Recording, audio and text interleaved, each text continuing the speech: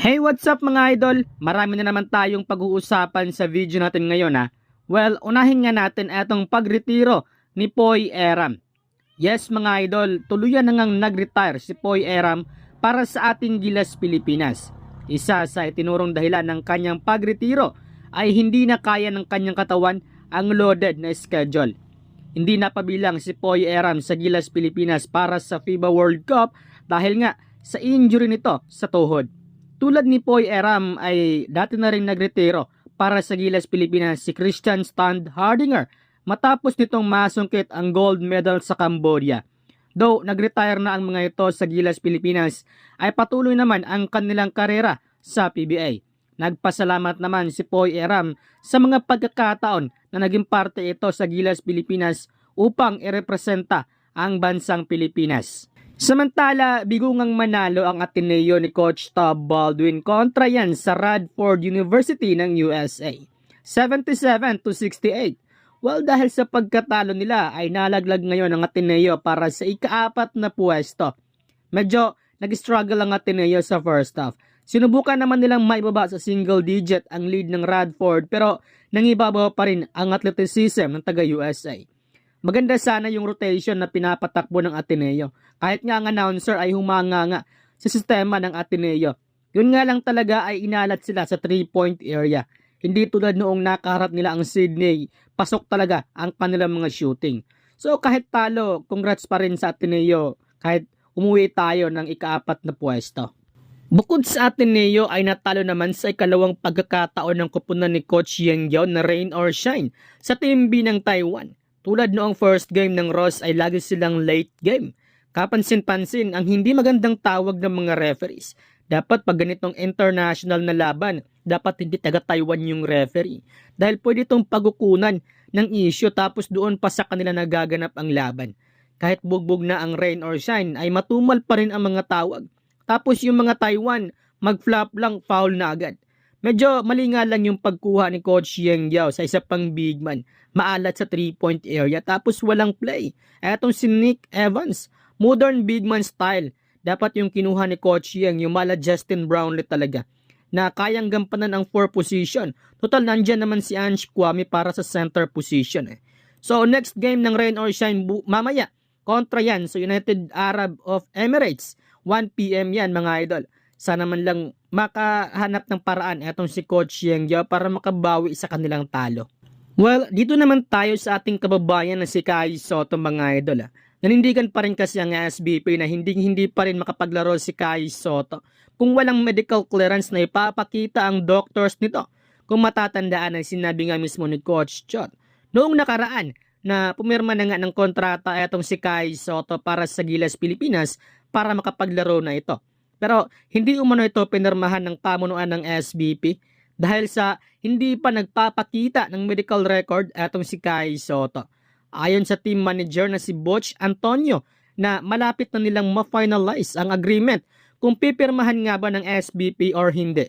But we cannot move forward if the doctors of SBP cannot receive of Kai Sotto's MRI or medical results na siyang nagpapatunay na 100% healthy na nga etong si Kai Sotto.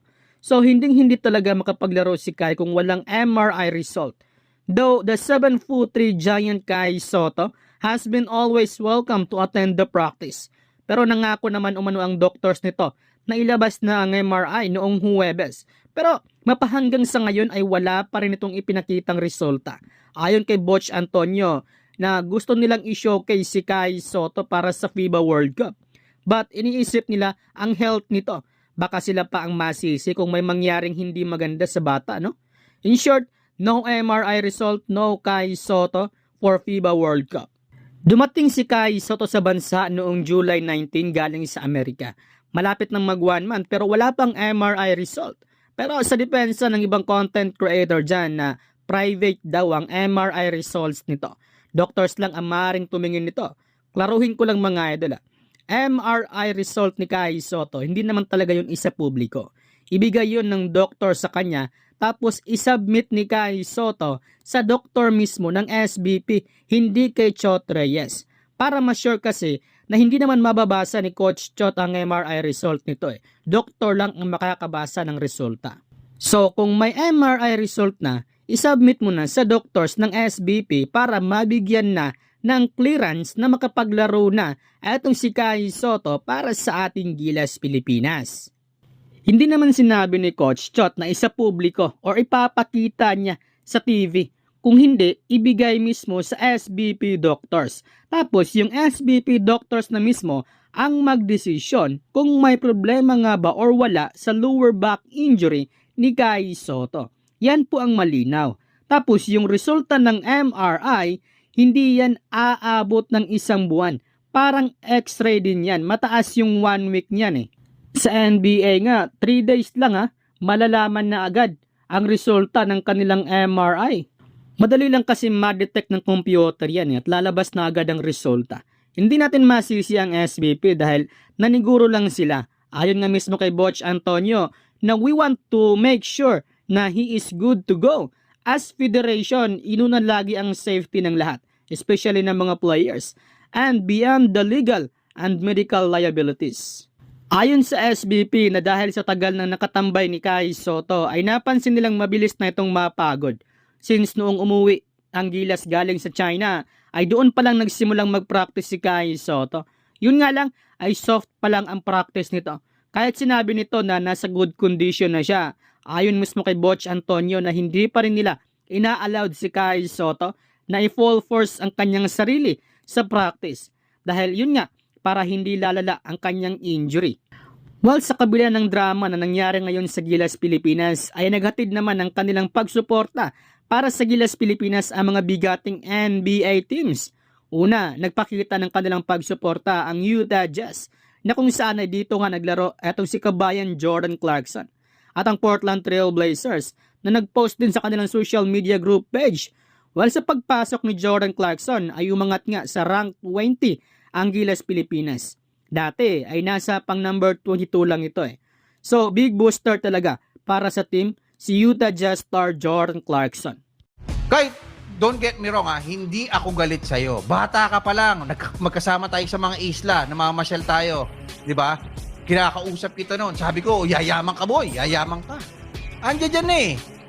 Pwede ka nang yumaman, but the chance for you to become richer, no?